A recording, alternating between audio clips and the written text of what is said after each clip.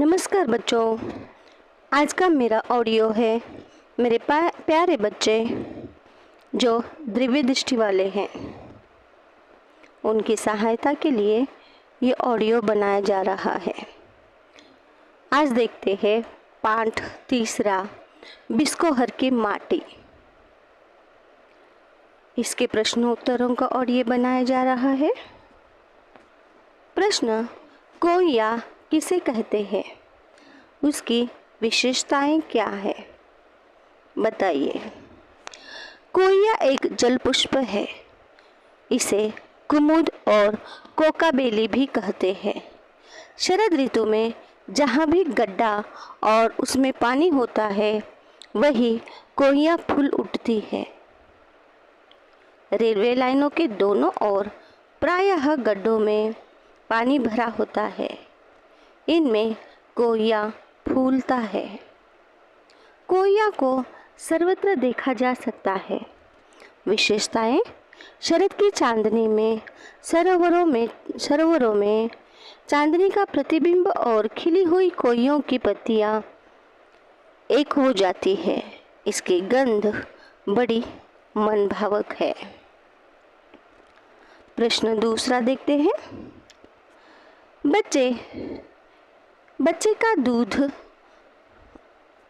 बच्चे का माँ का दूध पीना सिर्फ दूध पीना नहीं, माँ से बच्चे के सारे संबंधों का जीवन चरित होता है। टिप्पणी कीजिए। जन्म के उपरांत बच्चा भोजन के रूप में माँ के दूध का ही ग्रहण करता है। वह काफ़ी समय तक माँ के दूध से ही अपना पेट भरता है। माँ अपने आंचल में छिपाकर बच्चों को दूध पिलाती है। यह बच्चे का केवल दूध पीना ही नहीं है। इस क्रिया के साथ माँ बच्चे के सारे संबंध चरितार्थ होते हैं। माँ का बच्चे को गोद में लेकर दूध पिलाती है। बच्चा माँ की गोद में कभी रोता है, कभी हंसता है, कभी वह माँ से चिपटता है तो कभी माँ को पैर मारता है। माँ को बच्चे की ये सब क्रियाएं अच्छी लगती है। वह इन क्रियाओं के दौरान बच्चे को प्यार करती है। उसे अपनी स्नेह छाया से दूर होने नहीं देती। वैसे वह स्नेहवश कभी कभी उसे मारती भी है, तब भी बच्चा माँ से चिपटा रहता है।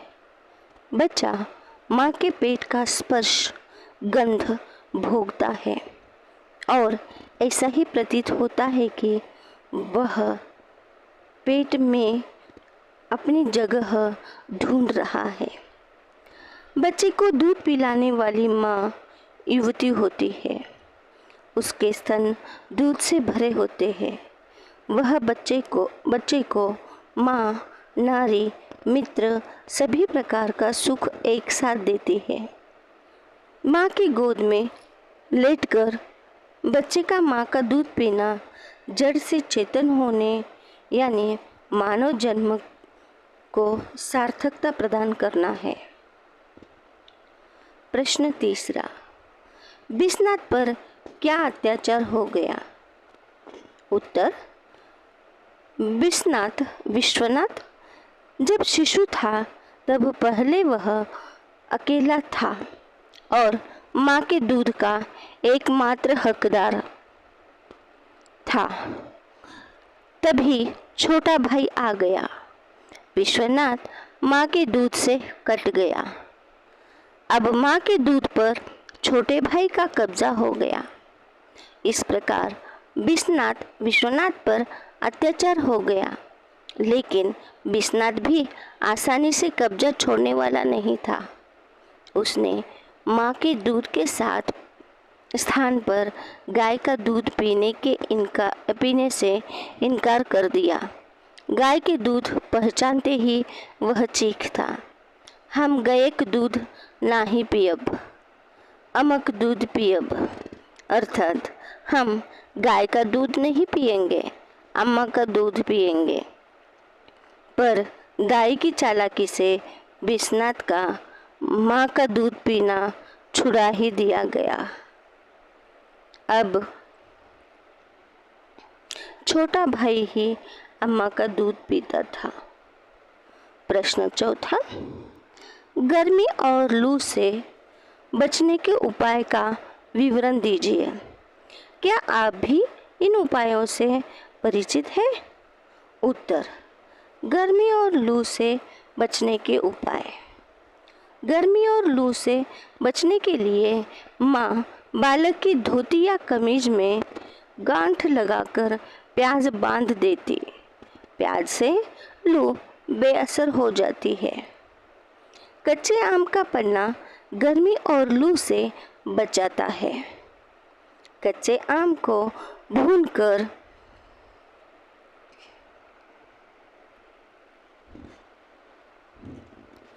गुड़ या चीनी में मिलाकर उसका शरबत बनाकर पीना, देह शरीर में लेपना या नहाना भी उपयोगी रहता है। कच्चे आम को भून या उबालकर सिर धोने से भी गर्मी और लू से बचाव होता है। हाँ, हम भी इन उपायों से परिचित हैं। हम भी प्याज और कच्चे आम को भून कर प्रयोग करते हैं। प्रश्न 5वां, लेखक विश्वनाथ ने किन आधारों पर अपनी माँ की तुलना बतख से की है? उत्तर, बतख अंडा देने के समय पानी छोड़कर जमीन पर आ जाती है। बतखें अपने अंडों को सेती हैं। वे अपने पंख फुलाए उन्हें दुनिया की नज़रों से छिपाकर रखती है। बतख बहुत सतर्कता एवं कोमलता से काम करती है। इस प्रकार माँ भी अपने बच्चों की देखभाल करती है। विश्वनाथ की माँ और बतख में ममता के आधार पर पर्याप्त समानता है। माँ भी बतख की तरह अपने बच्चों को अपने आंचल की छाया में छिपाकर रखती है। दोनों को अपने बच्चों के साथ लगाव है।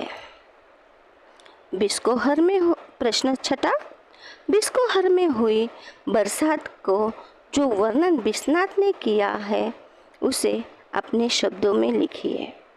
उत्तर, बिस्कोहर में वर्षा सीधे सीधे नहीं आती थी।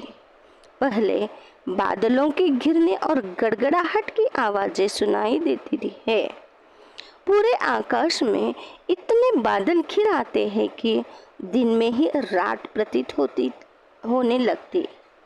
चढ़ा आकाश गगन घन गाजा, घन घमड़ गरजत घर घोरा जैसा वातावरण उपस्थित हो जाता है। कभी ऐसा लगता था कि जैसे दूर से घोड़ों की पंक्ति दौड़ी चली आ रही है। कई दिन तक बरसने पर दीवार गिर जाती, घर धंस जाते। जब भीषण गर्मी के बाद बरसात होती तब कुत्ते, बकरी, मुर्गे आवाजें करते इधर उधर भीगते फिरते थे। इस वर्षा में नहाने से चर्म रोग ठीक हो जाते थे। वर्षा के प्रभाव से दुबों, वनस्पतियों आदि में नई चमक दिखाई देने लगती। वर्षा के बाद कीचड़, बदबू, बाढ़ की समस्या उत्पन्न होती। प्रश्न 7वां, फूल केवल गंध ही नहीं देते, दवा भी कर सकते हैं।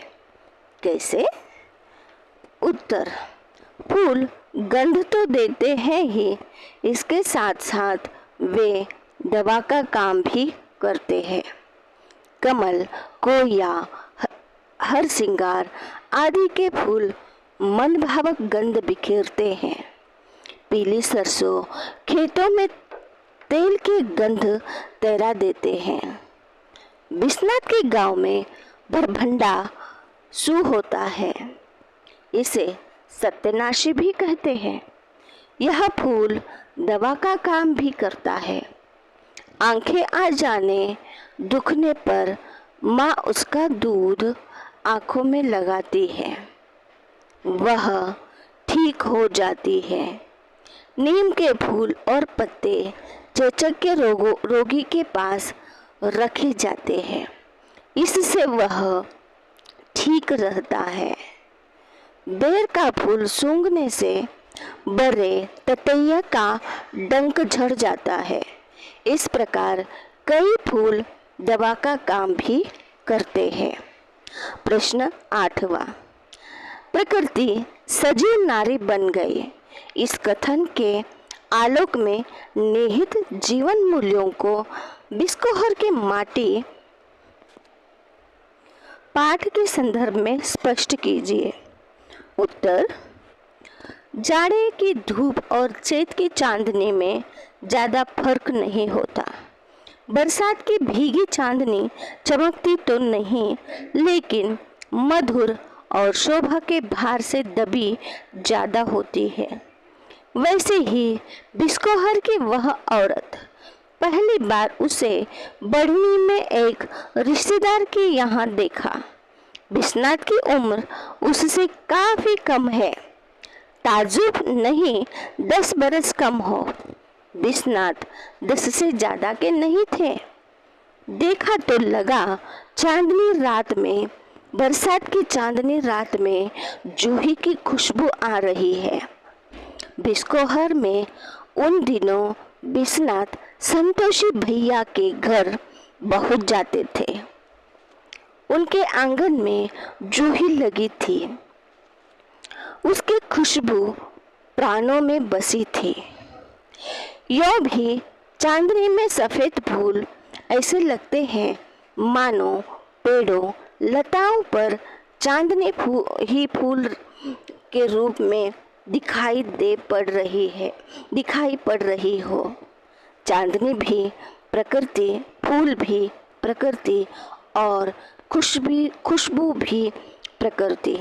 वह औरत बिस्नाथ को औरत के रूप में नहीं, जूही की लता बन गई चांदनी के रूप में लगी, जिसके फूल की खुशबू आ रही थी।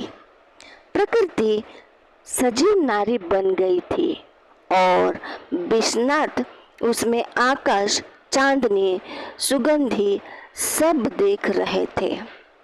वह बहुत दूर की चीज इतने नजदीक आ गई थी। सौंदर्य क्या होता है? तदाकार परिणति क्या होती है? जीवन की सार्थकता क्या होती है? यह सब बाद में सुना, समझा, सीखा, सब उसी के संदर्भ में। वह नारी मिली भी बिस्नाथ आजीवन उससे शर्माते रहे। उसकी शादी बिस्कोहर में ही हुई। कई बार मिलने के बाद, बहुत हिम्मत बांधने के बाद उस नारी से अपनी भावना व्यक्त करने के लिए कहा, जो तुम्हें पाई जाई ते जरूरे बोराई जाए। जो तुम्हें पाएगा वह जरूर ही पागल होगा। प्रश्न 9वां, ऐसी कौन सी स्मृति है जिसके साथ लेखक को मृत्यु का बोध अजीब तौर से जुड़ा मिलता है? उत्तर, एक बार बड़े गुलाम अली ने कहा, पहाड़ी ठुमरी गाई थी, अब जो आओ साजन सुने अकेले में याद करें। इस ठुमरी को तो रुलाई आती है और वही औरत इससे व्याकुल नजर आती है। वह सफ़ेद रंग की साड़ी पहने रहती है, घने काले केश संवारे हुए हैं। उसकी आंखों में आई कथा समाई है। वह सिर्फ इंतजार कर रही है, वह सिर्फ इंतज़ार करती रह जाती है। लेखक को इस स्मृति के साथ मृत्यु का बोध अजीब तौर से होता है। पाठ में आए फूलों और सांपों के नाम। कमल, डोहड़ा, कोया, मजगिदवा, कुमुद, धामिन। सिंघाड़े के फूल, गेहुआन फेंटारा, हरसिंगर, भटिया, छोर कड़ाइच। विशेषताएं: तोरिय, लौकी, भिंडी, भटकरैया, इमली, अमरूद, कदम्ब, कोहंडा, शरीफा। सब्जियों व फलों के फूल। विशेषताएं: डोहंडा और मजगिदवा विषहीन सर्प होते हैं। डोहडहा को मारा नहीं जाता क्योंकि उसे वामन जाति का माना जाता है। धामिन भी विषहीन है लेकिन लंबी होती है।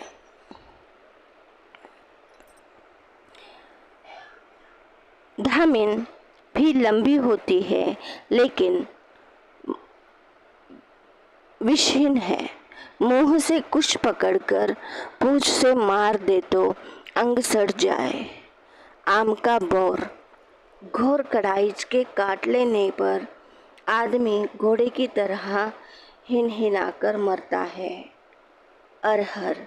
भटिया के दो मुंह होते हैं।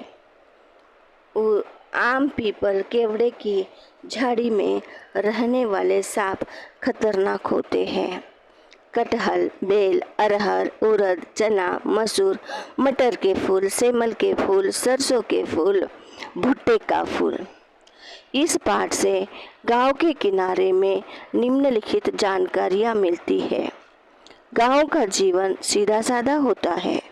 गांव की अपनी स्थानीय सब्जियां हैं, वहां उन्हें खाया जाता है। गांव की अपनी स्थानीय बोली है, यह हर एक गांव की अपनी होती है। गांव में वनस्पतियों, जल तथा मिट्टी के विविध रूप देखने मिलते हैं। गांव में प्रकृति का स्वच्छंद एवं निर्मल रूप दिखाई देता है। गांवों में सब्जियों एवं फलों की भरमार होती है। यहाँ के खेतों में तरह तरह के अन्न उपजते हैं तथा पीली सरसों फूलती है। गांव में प्रायः सांप निकलते हैं। गांव में वर्षा का अपना आनंद होता है। गांव में गर्मी, लू से बचने के प्राकृतिक उपाय किए जाते हैं। वर्तमान में माताएं नवजात शिशु को दूध इसलिए नहीं पिलाती क्योंकि उनका शारीरिक सौंदर्य नष्ट होता प्रतीत होता है। आज की नारी अपने सौंदर्य की रक्षा के प्रति सीमा से अधिक सचेष्ट है। उनका ऐसा सोचना ठीक नहीं। बच्चे के विकास के लिए माँ का दूध पीना अत्यंत आवश्यक है। बिस्कोहर माटी के और कुछ प्रश्न उत्तर। बिस्नात पर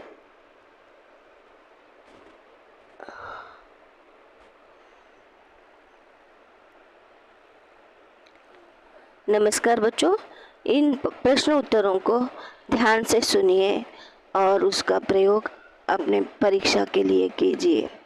नमस्कार, धन्यवाद।